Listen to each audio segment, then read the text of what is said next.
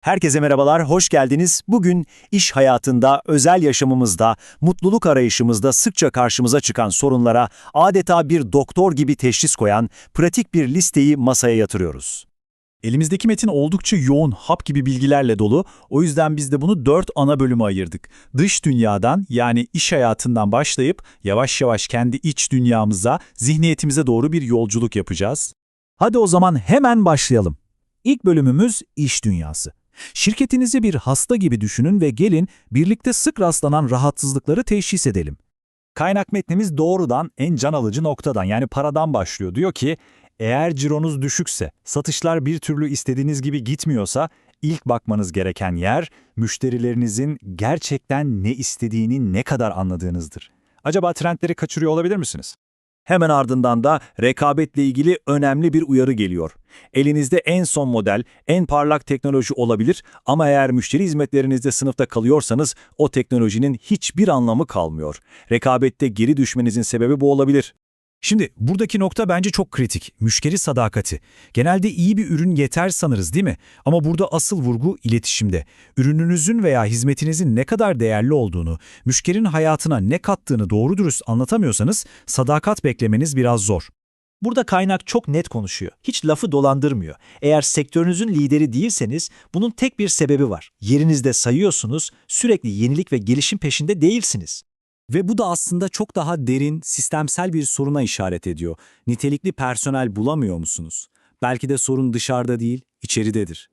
Her yönetici, kendi yedeğini yetiştirir kuralı eğer şirketinizde işlemiyorsa, yetenek açığı yaşamanız kaçınılmaz.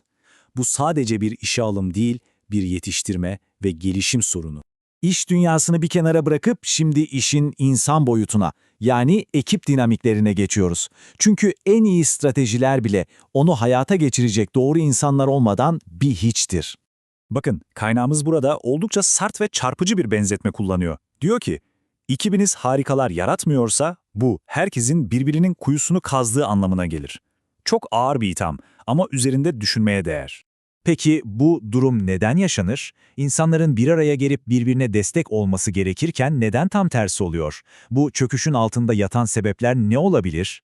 İşte çözüm için 3 temel adımdan bahsediliyor. Birincisi, işe doğru insanları, yani hem istekli hem de yetenekli kişileri almak. İkincisi, bu insanlar arasında sağlıklı ve güçlü bir bilgi akışı kurmak. Ve üçüncüsü de tüm bu süreci yönetecek, kolaylaştıracak etkili bir liderliğin olması. Aslında formül bu kadar basit. Şimdi rotayı tamamen değiştiriyoruz. Ofisten çıkıp kendi içimize, kişisel dünyamıza dönüyoruz. Aynı sebep-sonuç mantığını bu kez kendi sağlığımız ve mutluluğumuz için uygulayacağız. Metin, günümüzün en yaygın sorunlarından birine, depresif ruh haline parmak basıyor. Kendinizi sık sık moralsiz, keyifsiz mi hissediyorsunuz? Belki de cevap sandığınızdan daha basittir. Bakın burada 3 potansiyel sebep sıralanıyor. Belki de sevginizi yeterince dışa vurmuyorsunuz. Belki de hiç karşılık beklemeden iyilik yapmanın tadını unuttunuz. Ya da çok basit bir şey, günde en az 2 kilometre bile yürümüyorsunuz. Yani aslında mesele dış bağlantı, fedakarlık ve en temel fiziksel aktivitede düğümleniyor olabilir. Bir başka yaygın şikayet, unutkanlık, zayıf hafıza. Bunun sebebi ne olabilir?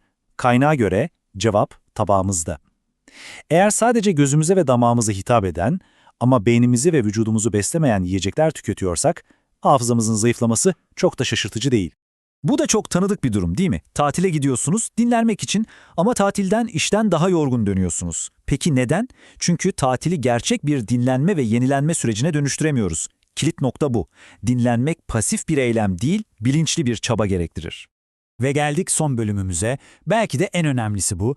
Çünkü tüm bu konuştuğumuz dışsal sorunların, yani işteki başarısızlıkların, ekip içi çatışmaların, kişisel mutsuzlukların temelinde yatan şeyin içimizdeki yazılım, yani zihniyetimiz olduğu öne sürülüyor. Peki, o en temel soruya gelelim. Hayatta istediklerimizi neden bir türlü elde edemeyiz? Neden hep bir şeyler eksik kalır?